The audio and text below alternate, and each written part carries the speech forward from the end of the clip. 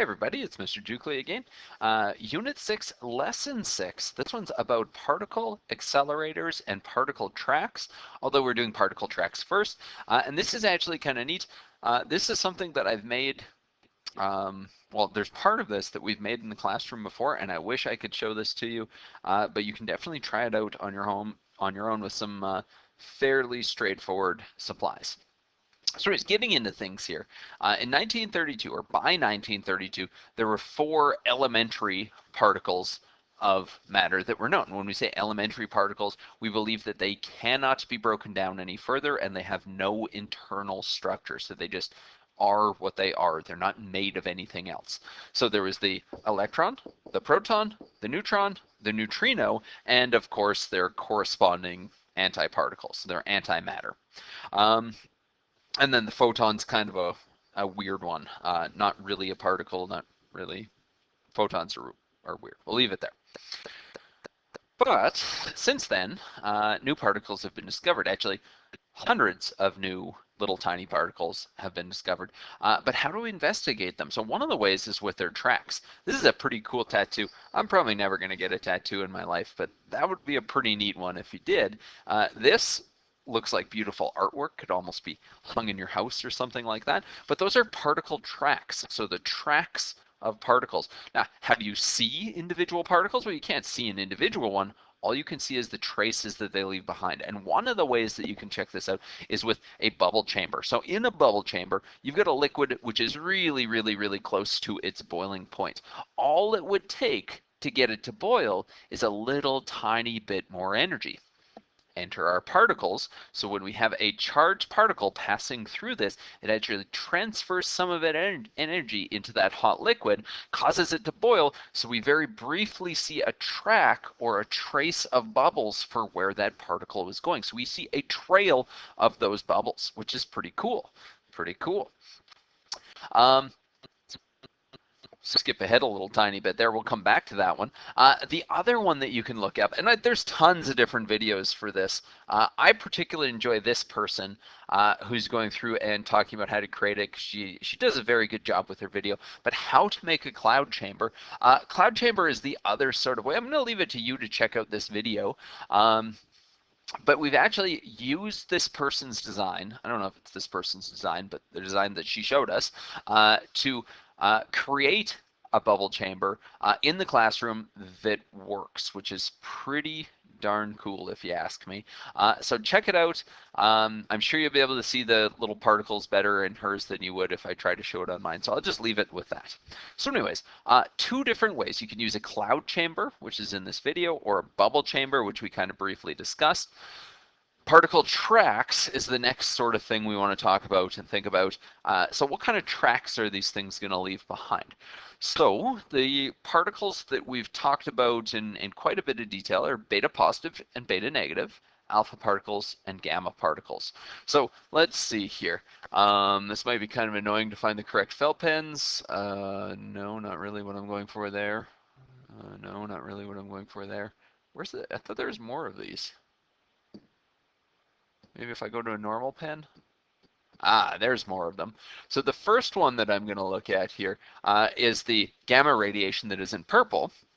Notice that we've got it in an external magnetic field. So here's our external magnetic field. The external magnetic field is going into a page. We know that charged particles get deflected by external magnetic fields, but a gamma is not a charged particle. It's not going to be deflected, and realistically, it's not even going to leave a track. So we're going to draw that as a dotted line, a straight line and a dotted line. Let's go to blue next. So blue for my alpha particle. Let's see, if I wanted to figure this out, I'm going to need my right-hand rule. Uh-oh, why are those things stuck together? Oh my goodness gracious, how did this happen?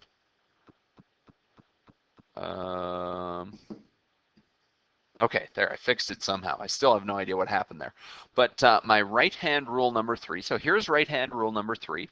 Let's see, the magnetic field, I think it might be set up perfectly as is. The magnetic field, which is my fingers, are going into the page. That's what those X's represent. Get out of here.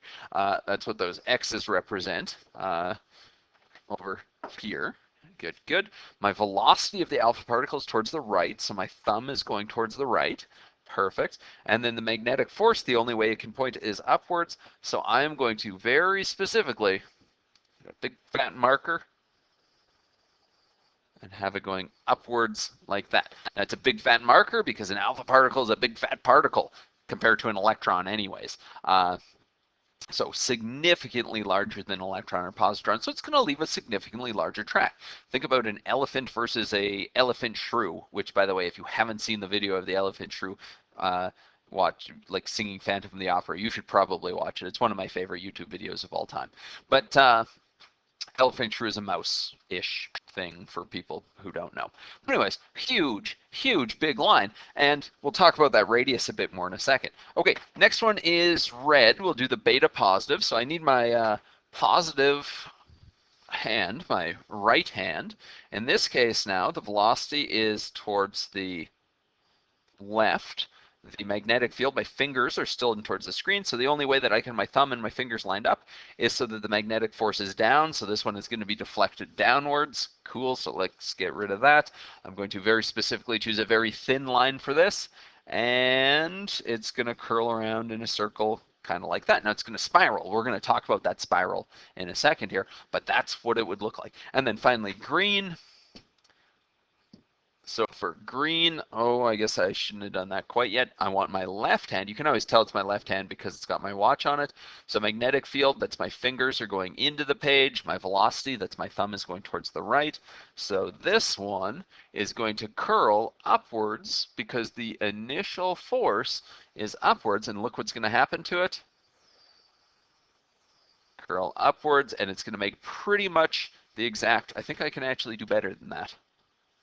Pretty much the exact same pattern, there we go, as the positron, because it's the same mass and the same charge, just same mass and same magnitude of charge, so just same thing, just opposite direction.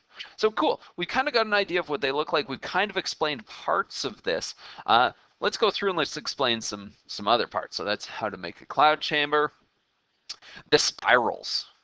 So remember, they are giving some of their energy either to the cloud or to the liquid, causing it to boil. So if they're giving some of the energy, that means they're losing energy.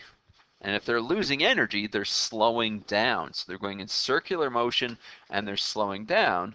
So as I go through, Fc is equal to Fm. We can go through and we can say QVB is equal to, I did that a little bit backwards, mv squared over r, but we get to the same place, so get rid of that, get rid of that. Let's see, extend this out a little bit.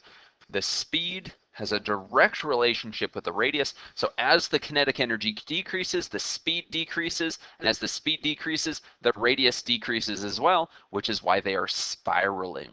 Excellent, excellent, excellent. The other piece that I kind of wanted to look at here is, apparently I didn't make a slide for it. Such a silly goose sometimes. But the other piece that I wanted to look at is the relationship between the charge and the mass and the radius. So again, it's Fc is equal to Fm, so mv squared over r is equal to qvb. So again, we can cross off one of the speeds. That's absolutely no problem. So now let's look at, because the charge, I mean, an alpha particle is twice the charge as a beta, right? It's 1 plus or 2 plus. But the mass is like tens of thousands of times different. So the radius and the mass are going to have, the mass is going to have a much bigger effect on the radius.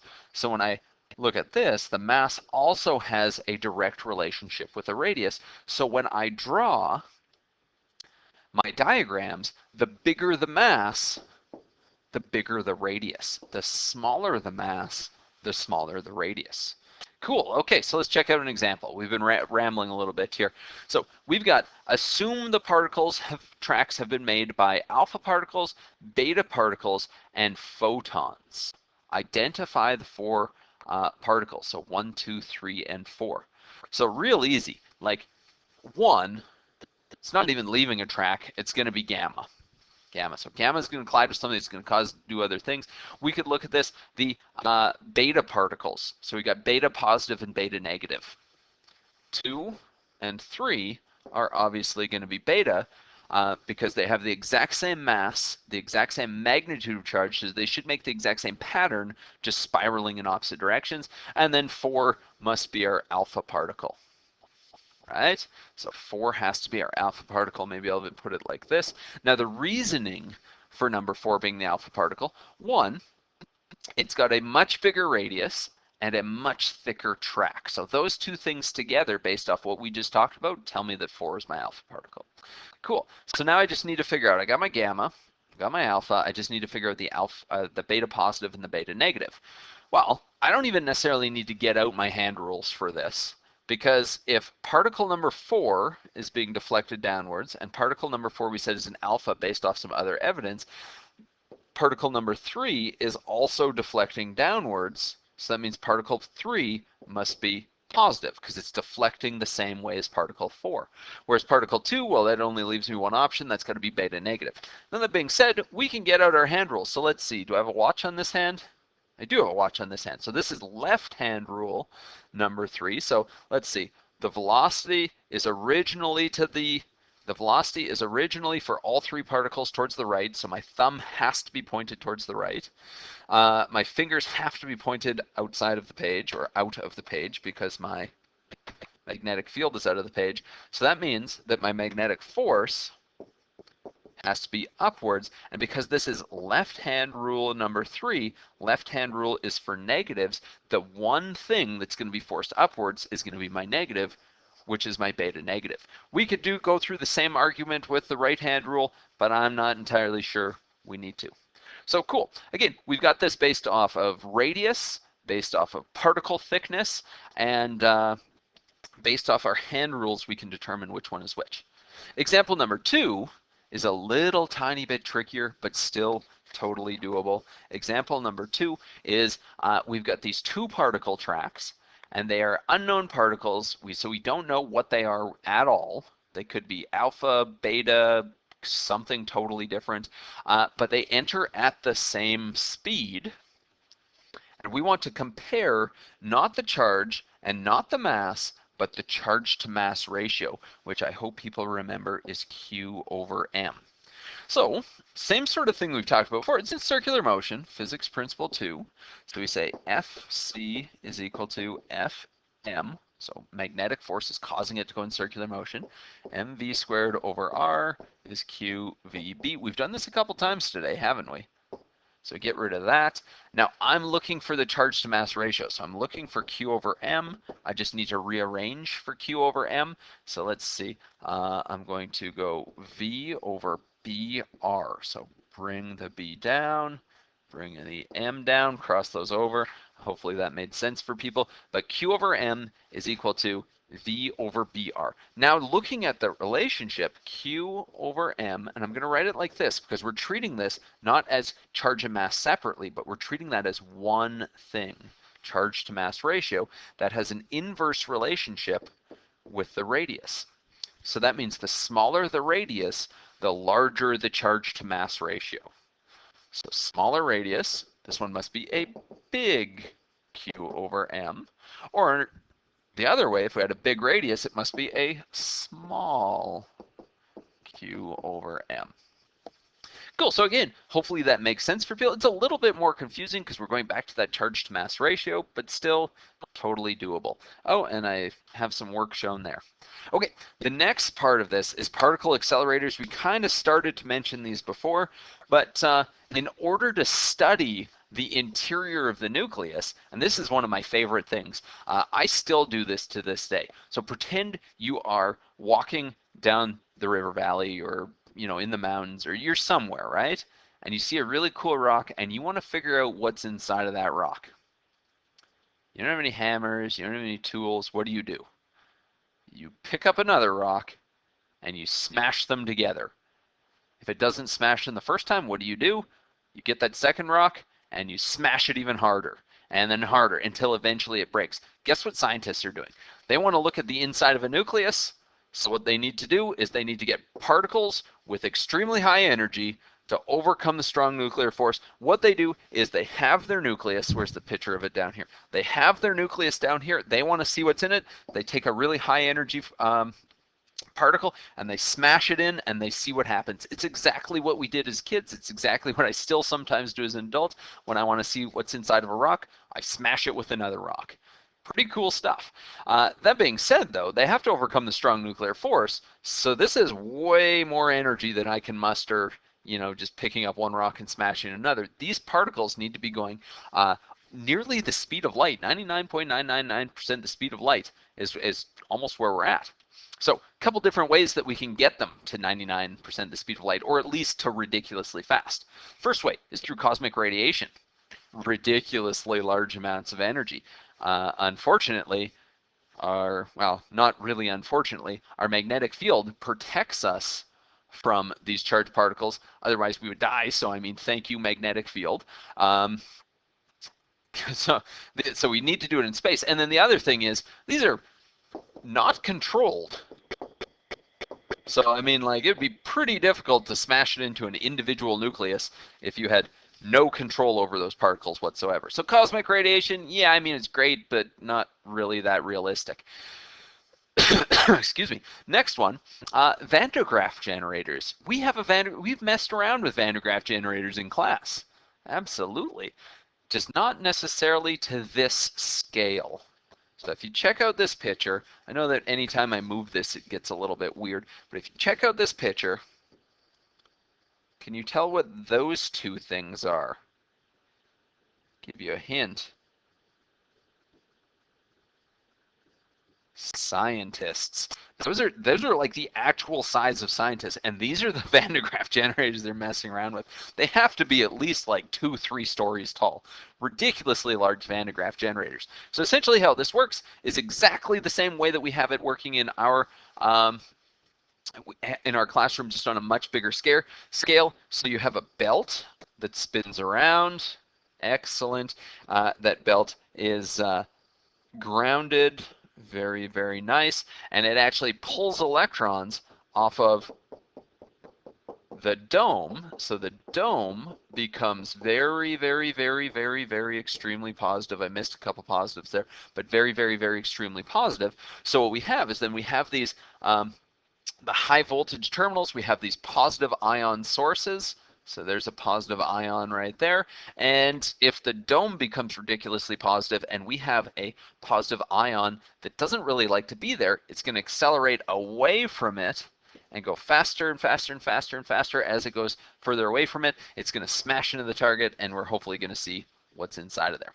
Cool, so there's one. This is the one that we have to know the most about for Physics 30. I do not know why they chose this one. Probably just because it's so closely related to other pieces of our curriculum. But this is called a cyclotron. It sounds like a carnival ride. It's not. It's a particle accelerator. So a cyclotron is nice because it can be an awful lot smaller. Definitely. They can also be big, but they can be an awful lot smaller. So things to notice. We've got a North Pole and a South Pole that is going to create an external magnetic field. We've got D-shaped cavities. These are very creative. They're actually called the D's, the left D and the right D. And then we've got our charged particle that is going to go back and forth and back and forth and back and forth like this in sort of circular motion, but also kind of spirally motion. We'll talk about that a bit more in a second. But it's going to accelerate across the gap between those D's. So that's the gap between those D's via, physics principle 5 or physics principle 4, so they're going to be charged positive and negative D's. So it's going to be electrostatically repulsed from one side and attracted to the other, and each time it crosses the gap, it's going to speed up, which is going to cause it to have a bigger radius and go faster and faster and faster. So here's a little bit better of a pitch. So notice that this is an AC power source. AC power source. What that means is it can switch from which side is positive and which side is negative. So if I've got a proton right here, starting in the middle, and I want to accelerate that proton, I would need this side to be starting off positive and this side to be starting off negative. It would accelerate across. Perfect. And then once it accelerates across, so once it's no longer in the middle of that potential difference, it's going to be moving with a uniform speed, but because it's in an external magnetic field, it's going to cause it to spiral around. Now, as it spirals around, by the time it gets to this point right here, the alternating current has switched, so now this side is positive and this side is negative. So the right D is now positive, the left D is now negative. That's going to cause it to accelerate across the gap again and be going even faster by the time it gets to the other side. Once it leaves that gap, it's going to again go into circular motion. But because it's going faster, it's going to have a bigger radius. By the time it gets back to the gap, you'll never guess what happened to the polarity of the D's. This side is now going to be positive. This side is now going to be negative, which means it's going to accelerate even faster across, go into even larger radius circular motion. It's going to switch back, so that's a positive, that's now a negative. Go even faster as it accelerates across. So every time it accelerates across that gap, it goes faster and faster and faster until it's at its maximum speed. And it exits and it smashes into its target over there. Pretty cool, pretty cool. So there's two parts of this, and you can see that the two parts are kind of review here. Oh, this one's an animation that doesn't really work out so well. It's very slow. You can also check out videos for this as well. There's so many different things. So two different situations that we can look at for this. Let's check out the example and then we'll talk about the other one as well. So a cyclotron has a maximum radius of 20 centimeters. So that's before the charged particle leaves the cyclotron. The magnetic field inside the D's is 1.9 Teslas. Determine the proton's maximum speed. So maximum speed happens at the maximum radius. So that is quite convenient for us. I'm going to get a little bit skinnier of a felt pen here, and also a much prettier color. So what do I got here? Perfect. Lots of space to work. So we know it's in circular motion in those D's. So Fc is equal to Fm. mv squared over r is qvb. Fairly straightforward. Not the first time we've seen this, right? Cool. Okay, so we're looking for its maximum speed. Let's go ahead and solve for its maximum speed. So v is going to be equal to qb r over m. Let me just double check. So r comes up, m comes down. Looks pretty good. So v, so qbr over m. So I know b, I know the radius. The only issues are what's q and m. So let's go back to the original question here. Determine the proton's maximum speed. There it is right there. We know the mass of a proton. We know the charge of a proton. So the speed is going to be equal to 1 times the elementary charge, so 1.6 times 10 to the negative 19 coulombs, times the magnetic field, 1.9 Teslas, times the radius, I don't really like centimeters, so let's change that to 0.2 meters. And then let's go ahead and divide that by the mass. Now this is a single individual proton, so 1.67 times 10 to the negative 27 kilograms. Go ahead and plug that into your calculator. I actually have to find a calculator first. Oh, there we go. Put it on pause if you need to here.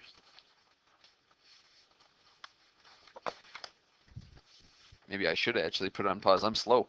1.6 times 10 to the negative 19 times 1.9 times 0.2 divided by 1.67 times 10 to the negative 27. Double check. Looks good, looks good. 0.2, yep, good, good. 1.67. I end up with, let's see, 1, 2, 3, 4, 5, 6, 7. 3.6. How many sig digs are we allowed? 2. 3.6 times 10 to the power of 7 meters per second. Very, very, very, very, very extremely fast, but not breaking any speed limits. So good to go in that sense. Cool. All right. Any other guesses what the other physics principles that we'd possibly use for this the cyclotron might be? So we talked about one. We've talked about the circular motion in the D's. What about, I'll use this one, I guess. What about across the gap? Okay, lots of erasing going on here. But across the gap, we've essentially got physics principle 5 is probably our best thing. ETI is equal to ETF. So if it's starting from rest, we've got our change in electric potential energy is going to be equal to our kinetic energy. If it's starting, so that's assuming that it's starting from rest here and going all the way across. If it's starting already moving, we've got whatever initial kinetic energy plus our change in electric potential energy is going to be equal to the final kinetic energy. So I'm going to leave it there because I'm sure you can figure it out from there.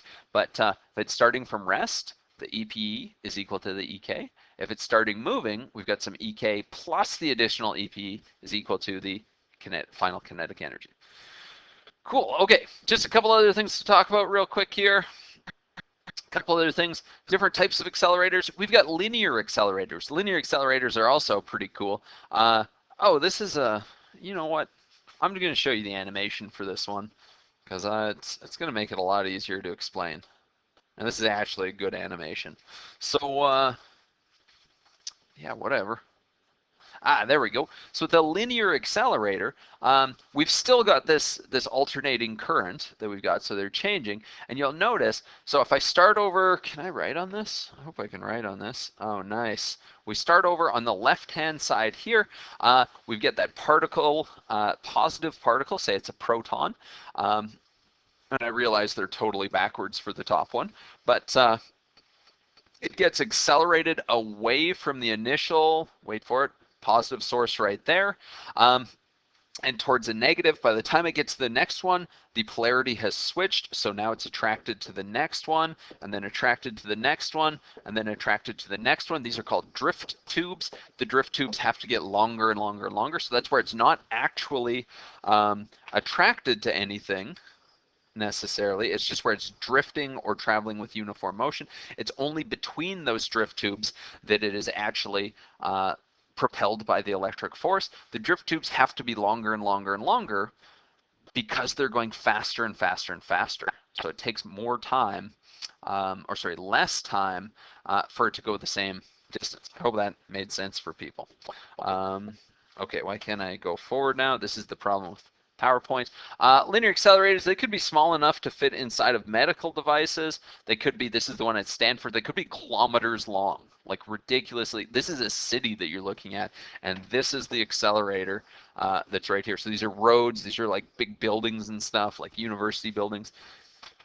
It's pretty crazy. Okay, so synchrotrons is the last type. Synchrotrons are essentially, again, it sounds like a carnival ride, but essentially what happens with these is those charged particles are deflected in a circular motion, but they're in sync. So the magnetic field gets stronger and stronger and stronger as the particle gets faster and faster and faster. So it doesn't spiral necessarily. It doesn't spiral like this because the magnetic field increases. So even if it's going faster, it starts off slow and then goes faster and faster and faster and faster. Hopefully you could see me going faster there.